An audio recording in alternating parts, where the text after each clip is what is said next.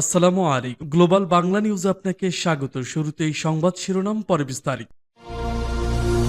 জানিয়ে দিব এই মুহূর্তে পাওয়া আমাদের হাতে থাকা সর্বশেষ গুরুত্বপূর্ণ আপডেট। আন্তর্জাতিক সংবাদ। ওমান উপসাগরে টমাহক আকাশে পশ্চিমা যুদ্ধ বিমান, হরমুজ বন্ধের হুমকি, ডোনাল্ড ট্রাম্পের ৮০০ মিসাইলের মোকাবেলায় ইরানের অর্থনৈতিক ও ডিজিটাল মরণ কামড় কি আমেরিকাকে হেস্তনাস্ত করে ছাড়বে ইরান?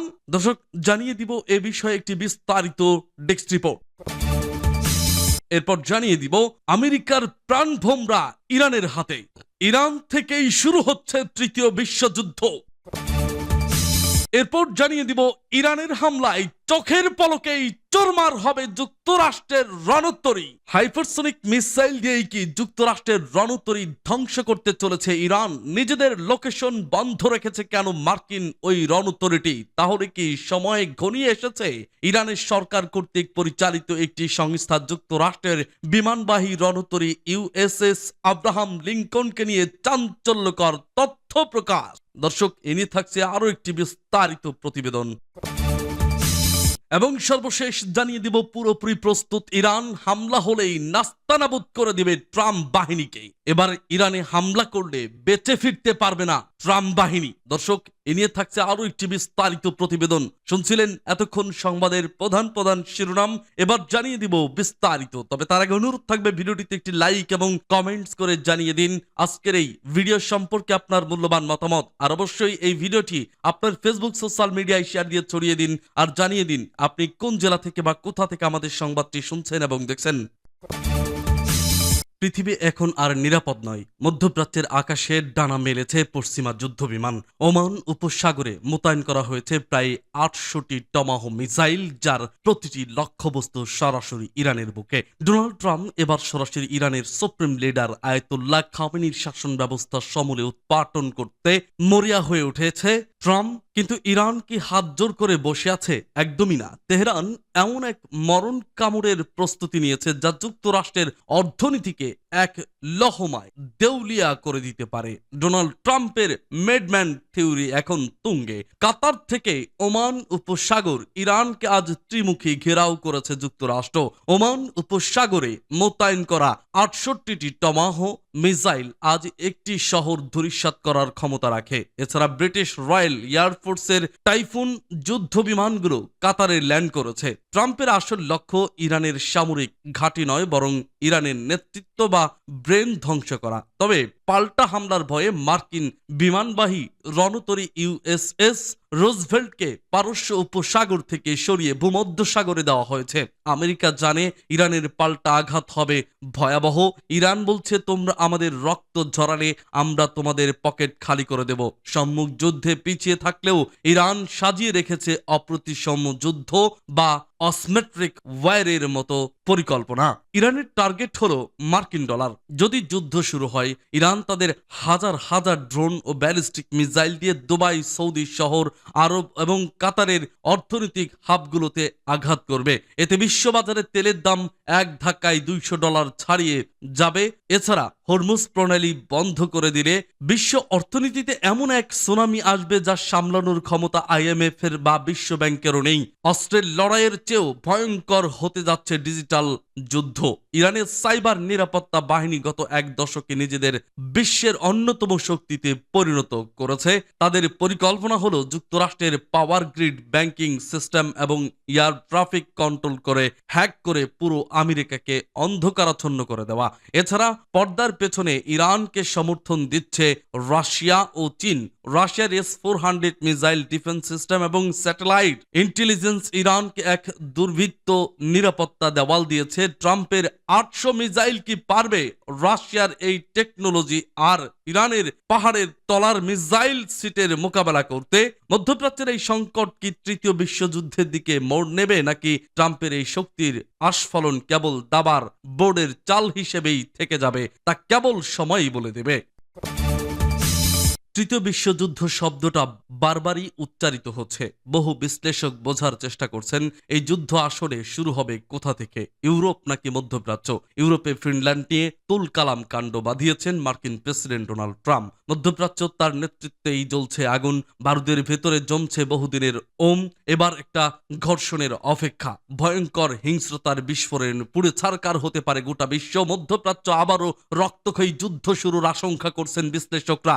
এক পাশের আমেরিকা ও এর মিত্রদেশ এবং অন্য পাশে ইরান ও রাশিয়া ও চীনের মতো মিত্রদের অবস্থানের কারণে দুই পক্ষে মধ্যকার ক্রমবর্ধমান উত্তেজনা তৃতীয় বিশ্বযুদ্ধের আশঙ্কা বাড়িয়ে তুলছে।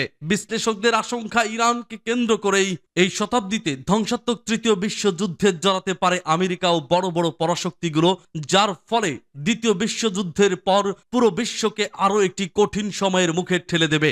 আর বিশ্বযুদ্ধ শুরু হলে বিশ্বের গুরুত্বপূর্ণ বাণিজ্যিক রুটটি ইরান বন্ধ করে দিতে পারে বলে মনে করছেন বিশ্লেষকরা। এর ফলে বিশ্ব তেল বাণিজ্য টালমাটাল হয়ে উঠবে বলেও সতর্ক করেছেন তারা। হরমুজ প্রণালী বিশ্বের জ্বালানি বাণিজ্যের জন্য সবচেয়ে গুরুত্বপূর্ণ একটি সরু জলপথ, যা পারস্য উপসাগরকে আরব সাগরের সাথে সংযুক্ত করেছে। মধ্যপ্রাচ্যের অধিকাংশ তেল ও প্রাকৃতিক গ্যাস এই পথ দিয়ে সারা বিশ্বে যায়। আমেরিকার সঙ্গে উত্তেজনা দেখা দিলেই হরমুজ প্রণালী বন্ধের হুঙ্কার দেয় ইরান। সাধারণত এই হুমকিকে একটি রাজনৈতিক অস্ত্র হিসেবে ব্যবহার করে দেশটি। যদি ইরানের ওপর বড় ধরনের সামরিক হামলা হয়, তাদের নেতাদের লক্ষ্য করা হয় কিংবা কঠোর অর্থনৈতিক নিষেধাজ্ঞায় তাদের দেওয়ালে পিঠ থেকে যায়, তাহলেই তারা শেষ চেষ্টা হিসেবে এই পথ বন্ধ করার ঘোষণা দিতে পারে। ইরান কি আসলেই পারবে?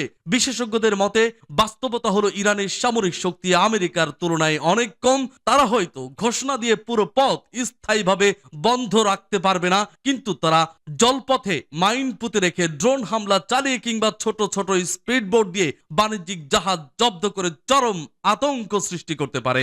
এতে করে জাহাজ চলাচলের ঝুঁকি বেড়ে যাবে কিংবা খরচ বাড়বে এবং বিশ্ববাজারে তেলের দাম এক নিমিষেই আকাশচুম্বী হয়ে যাবে। এটি করতে অনেক জাহাজ ডুবোতে হবে না, মাত্র একটি তেলের ট্যাঙ্কার ক্ষতিগ্রস্ত করলেই পুরো পথে বিশৃঙ্খলা সৃষ্টি হবে। অবশ্য বিশেষজ্ঞরা বলছেন, যদি ইরান এমন পদক্ষেপ নেয় তবে আমেরিকাও চুপ থাকবে না।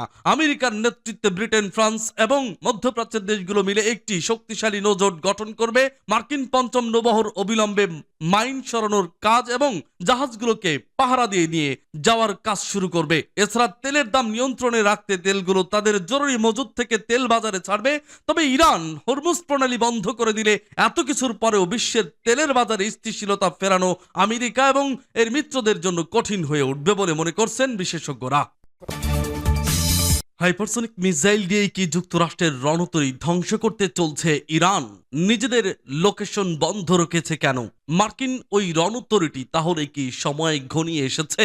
ইরানের সরকার কর্তৃক পরিচালিত একটি সংস্থা যুক্তরাষ্ট্রের বিমানবাহী রণতরী ইউএসএস আব্রাহাম লিঙ্কনকে নিয়ে চাঞ্চল্যকর তথ্য প্রকাশ করেছে, যাকে ঘিরে ব্যাপক উত্তেজনা বিরাজ করছে পুরো মধ্যপ্রাচ্যে। ইরানের তৈরি করা ফাত্তা মডেলের হাইপারসনিক ক্রুজ মিসাইল দিয়েই নাকি ধ্বংস হবে মার্কিন ওই রণতরী। এরই মধ্যে ইউএসএস আব্রাহাম লিঙ্কন পৌঁছে গেছে মধ্যপ্রাচ্যের নির্দিষ্ট জলসীমায়।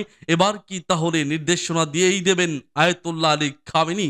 ইরানের ক্ষেপণাস্ত্র কেন্দ্র থেকে মুহূর্তেই উড়ে গেল আগুনের এক গোলা, যেটি নাকি ইরানের বিজ্ঞানীদের তৈরি ফাত্তা মডেলের হাইপারসনিক ক্রুজ গ্লেড মিসাইল, যার প্রধান লক্ষ্য যুক্তরাষ্ট্রের বিমানবাহী রণতরী ইউএসএস আব্রাহাম লিঙ্কন। কিছুক্ষণের মাঝেই মার্কিন রণতরীর প্রতিরক্ষা ব্যবস্থা ভেঙে হামলা চালাতে সফল হলো ইরানের ছোড়া মিসাইলটি, যার ফলে চোখের পলকেই দুই খণ্ডে চুরমার হয়ে গেল যুক্তরাষ্ট্রের বিমানবাহী রণতরীটি। কিন্তু এই ঘটনার আসলে ভিত্তিটা কি?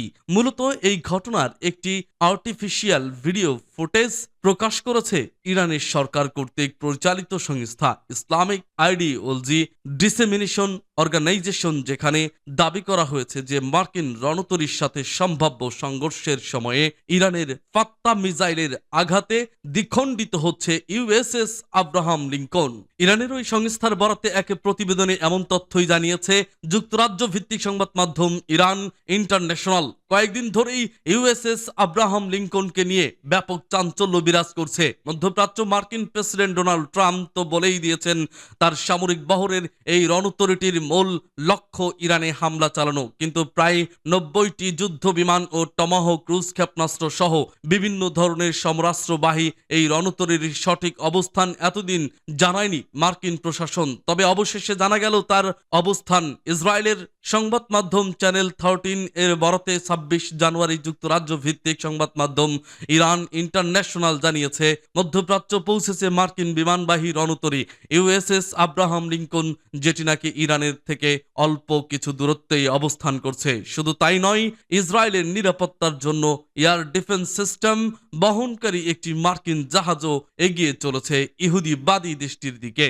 প্রশ্ন হলো, ইরানের তৈরি ফাত্তা মিসাইল কি আসলেই মার্কিন রণতরীকে ধ্বংস করতে সক্ষম? সম্প্রতি মধ্যপ্রাচ্য থাকা মার্কিন সামরিক ঘাঁটিগুলোকে লক্ষ্য করে হুঁশিয়ারি দিয়েছে ইরান। যুক্তরাষ্ট্রের সেই ঘাঁটিগুলো ইরানের মিসাইলের নাগালেই রয়েছে, এমনটি জানিয়ে ইরানের শীর্ষ ধর্মীয় নেতা মোহাম্মদ জাভেদ হাজালিয়া আকবরী বলেছেন, যুক্তরাষ্ট্রের সকল সামরিক ঘাঁটি আমাদের মিসাইলের স্পষ্ট এবং সুনির্দিষ্ট লক্ষ্যবস্তু।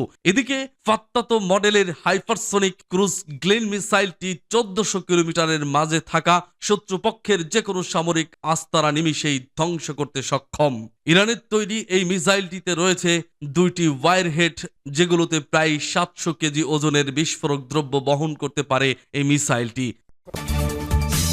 ফের সংঘাতের দ্বারপ্রান্তে এসে দাঁড়িয়েছে ইরান ও যুক্তরাষ্ট্র। ইরানের সরকার বিরোধী বিক্ষোভের জের ধরে এবার ইরানের সঙ্গে সংঘাতে জড়াচ্ছে যুক্তরাষ্ট্র। তবে এবার যদি যুক্তরাষ্ট্র ইরানে কোনো প্রকার হামলা করে তবে তার দ্বিগুণ জবাব দেওয়ার হুঁশিয়ারি দিয়েছে তেহরান। তারা জানিয়েছে যে এবার যে কোনো প্রকার হামলাকে তারা সর্বাত্মক যুদ্ধ হিসেবে গণনা করবে এবং যুক্তরাষ্ট্র তার মিত্রদের দাঁত ভাঙা জবাব দেবে। মধ্যপ্রাচ্য যুক্তরাষ্ট্রের বিমানবাহী রণতরী সহ অন্যান্য ভারী নৌযান ও যুদ্ধ জাহাজ আসছে, এমন পরিস্থিতিতে এ মন্তব্য করেছেন ইরানের এক জ্যেষ্ঠ কর্মকর্তা। নাম প্রকাশ না করার শর্তে বার্তা সংস্থা রয়টার্সকে শনিবার 24 জানুয়ারি তিনি বলেন, যুক্তরাষ্ট্রের এই রণতরী প্রস্তুতি আমরা আশা করি বাস্তব যুদ্ধের জন্য নয়, কিন্তু আমাদের সেনাবাহিনীর সবচেয়ে খারাপ প্রেক্ষাপটের জন্য সর্বদা প্রস্তুত। এ কারণে ইরানের সবকিছু উচ্চ সতর্কতায় রাখা হয়েছে। ছোট বড় বা যে হামলাই হোক না কেন, এবার ইরান সংযম প্রদর্শন করবে না, উল্টো